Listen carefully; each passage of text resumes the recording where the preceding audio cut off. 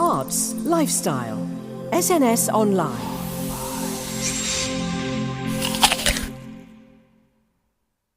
Well, believe me, I am speaking broad-mindedly. I am glad to know my mother country. I've been traveling the countries years ago, but this is the place I wanted to know, darling London. This is the place for me.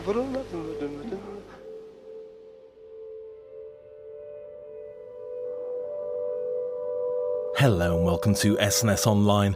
On June the 22nd, 1948, the MV Empire Windrush arrived at Tilbury Docks in Essex, bringing workers from Jamaica, Trinidad, Tobago and other islands as a response to post-war labour shortages in the UK. The influx ended with the 1971 Immigration Act, when Commonwealth citizens already living in the UK were given indefinite leave to remain. Remain, that is, until 2012, where changes to immigration policy altered the legality of many. To mark this rich and so far mostly untapped history, BBC4 have produced a series of 8 monologues written by 8 prolific writers and starring some of the nation's best talent. One of the writers is Carmen Harris, ex-EastEnders scriptwriter and, more importantly, SNS Online returnee. And she's back to tell us more. So Carmen, welcome back to SNS Online. The last time you were with us, we briefly touched on your early life in Kingston, Jamaica, and then coming over to the UK in 1957 as part of the Windrush generation. Yep. Now, obviously our listeners will know you as firstly a TV scriptwriter and then spiritual healer, but you've made a welcome, and I've got to say triumphant return to television writing in this new project that essentially takes you full circle and back to your childhood. How close does your personal experience echo the drama that you penned? Well, I wrote a character called Eunice, and her era is 1948 in the episode that I've written. So really not my experience, kind of my mother's experience. This character's in her 20s when she leaves Jamaica and comes to the UK, whereas my mother was in her 40s. But, you know, it's the same experience, although there's a 20-year age gap. How did you actually get involved in the project in the first place? Very, very easy and simple. All roads lead to EastEnders. I have a friend who I worked with back in the day called Jyoti Patel, and she's involved in the project. And she contacted my agent, and my agent contacted me. And he told me about this front room concept, and I was hooked right away. Oh, fantastic. I'm told that Soon Gone, a Windrush Chronicle will challenge, this is what it's got here, our collective understanding, regardless of race, of what it means to be part of the Afro-Caribbean community in modern-day Britain. So without giving too much away, can you expand on that sort of mission statement, if you like? Well, I'll put it like this. All my life that I've been in this country, I've really been defined by what's out there in terms of especially the media and the wider population, defining me in terms of headlines, and the headlines are not usually positive. You know, so in terms of a Black Caribbean person, I see things like popping up like riots and mugging and sus laws and knife crime and Stephen Lawrence and deportations and all that negativity. And it seems to understand who I am. And the wonderful thing about this series, for the first time, is I get to tell you, the wider population, who I really am and what I'm about and what I'm seeing when I look out. So it's way beyond the headlines. It's getting to a real earthy reality of the good times and the bad. Yeah, you know, it's you get one side coming at you, but actually that is just such a tiny sliver of who I am, what my community is all about. And it's just such an amazingly vibrant survival community. And that's borne out over the 8 monologues. You just see such such commonality and such differences in experiences as well. It's a huge celebration. So talking about the actual show, you've been working with the likes of Selene Henry and Kwame Kwei-Armah, artistic director of the Young Vic Theatre for this project. How was it working with such a dynamic powerhouse of a team? Oh my God, they're just amazing guys. You know, they're very, very intelligent, articulate. They have a vision, and at the same time, they're just good fun. And it was, you can imagine, amazing working with them, but also the wider team as well. When we had our first team meeting, what was so amazing about it was that we spent the first half of it not actually dealing with the work in hand, because we were having this explosion of shared experiences and shared stories. And, there are lots of different, I can't remember how big the team was, maybe 30, 40 people coming not just from Jamaica, but from the other islands as well. But everybody knew the same things, could talk about the same upbringing that they had, the same reactions to basically a poverty lifestyle in this country. And it was just amazing. I just thought, oh my God, I've landed, here I am. And I can be me amongst other people who understand me. So yes, it was amazing, wonderful being with Kwame and Lenny, but also with the wider team as well. Sure. And it must be referenced that all the directors are female. Just a little bit of Yes, girl power yes. there.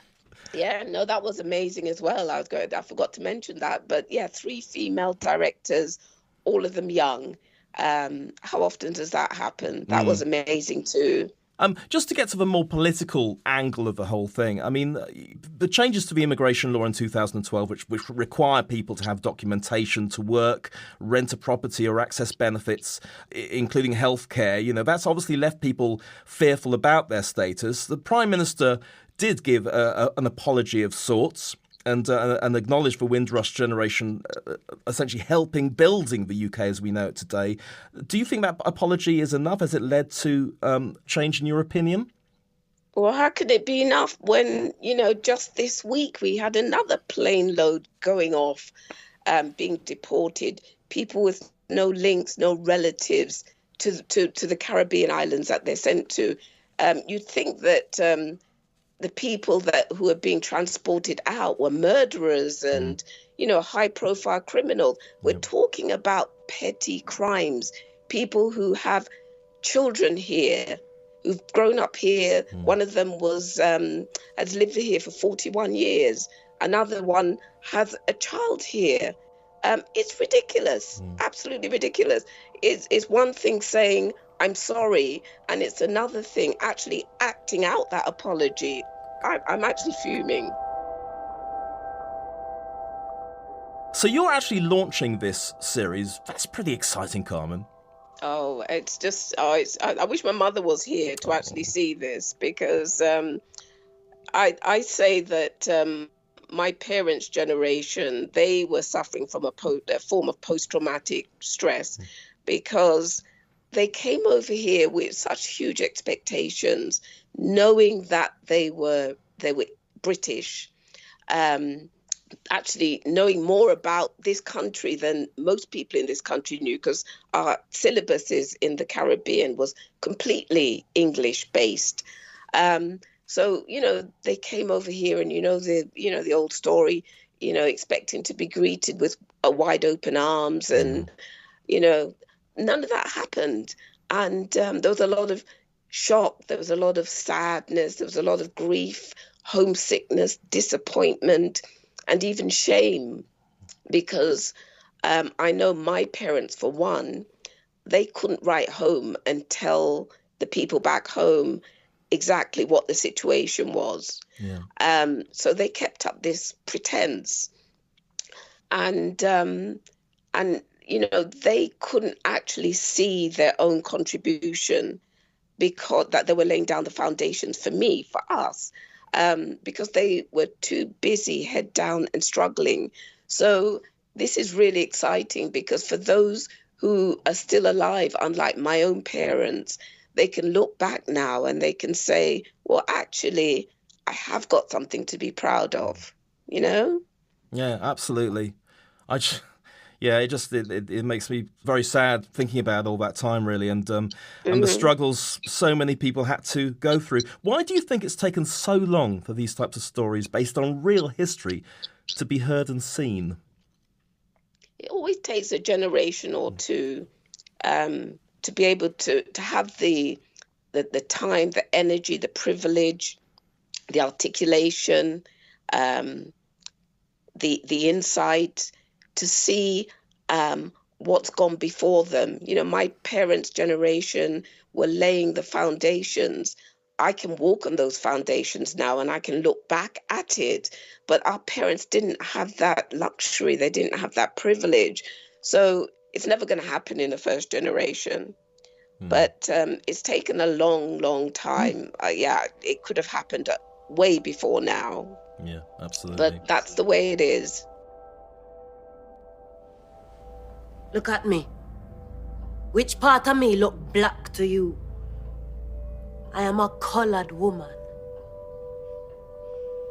Well, happy birthday to me, Miss Eunice Mervis Daly. I would show you around, but it's just this one little room. And me not even unpack yet. Tell us about Danielle Vitalis, who is your star in your drama. Did you get to work closely with her? No, I didn't actually, because I couldn't make the recording. And the whole project was a really condensed affair. Everything was written very quickly and produced very quickly. So it's a real shame. On the day of the read-through, I didn't get to see her either. Because everybody was doing different things at the same time, so we couldn't always all be together. But I did meet her at the press launch, and I gave her a big hug. And her actual grandmother, who would have been my mother's generation, was in the audience, and they had a thing between them in the audience where she was saying to her mother, you know, I never realized that, you know, there were all these stories, because having portrayed Eunice, she got to learn a lot of history, a lot of personal history. And in terms of her portrayal, oh my God, she is amazing, absolutely amazing. She's young, she's feisty, she's a brilliant actress, and she totally gets it. There's like two, three generations ahead of her, and she totally gets what happened during that time. Oh, you'll love it. I'm so looking forward to it. I mean, just to explain to listeners that it's very sort of a talking heads a la Alan Bennett's 15-minute monologues, and you are the very first one to go out. And do we have a date yet? I think it's the 17th of February. And the premise of the whole thing is based on a West Indian front room that evolves over time, spanning 70 years from 1948. And it's just a fabulous idea that because the West Indian front room is like the centerpiece of our lives. It's the place where, when we first came to this country, it was our front room, our dining room, our bedroom, sometimes even our bathroom with the tin bath in there. So it was everything. So you look at that front room from the 1940s to the 1950s and into the 60s, and you look at it now, and it's completely transformed.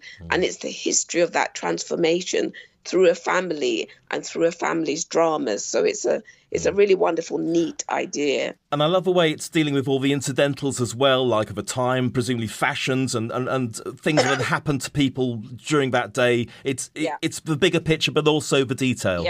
Yeah, it's very historical. It's a historical document. The biggest shame is that, 15 minutes really wasn't enough. I could have, in my episode anyway, I could have gone way beyond 15 minutes to an entire series based on Eunice. And it's the same for all the other episodes as well. Well, I think we There's should so have a much spin-off. we could write about. We should have a most spin-off, definitely. Eunice for spin-off. Most definitely, yes. Just to understand, so this front room you're talking about, are we talking about the same family, or are we dipping into different Same people's? family. Same family. Same so family, different but the generations. front room, yeah, and the same front room, but it evolves. Oh, fantastic. Okay, so Soon Gone, a Windrush Chronicle, begins on the 17th of this month, starting with your very own drama, Carmen. Yes, looking forward to it. So excited for all the episodes, but I got to say a special one to you because you're one of our SNS Online favourites from the past. Thank you. So listen, thank you so much, Carmen, and we're so looking forward to it. And I really apologise for my voice. I've had this cold for over 2 weeks now, so this isn't my voice. And I was hoping it will be sort of, dark and sultry, and but no, it sounds a bit like Kermit the Frog. Well, for your celebrity goodie bag, this time I'll send you another cake, as I've did before for your birthday. Oh, so. thank you so much. All right, Carmen, lots of love, and we'll chat soon. And our thanks again go to Carmen Harris. Soon Gone, a Windrush Chronicle begins on Sunday the 17th of February for BBC 4 with Eunice, penned by Carmen, with 7 further episodes to enjoy. I'm Nick Randall. Goodbye. Well, believe me, I am speaking broad-mindedly. I am glad to know my mother country.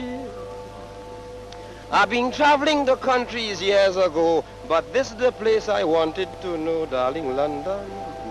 This is the place for me.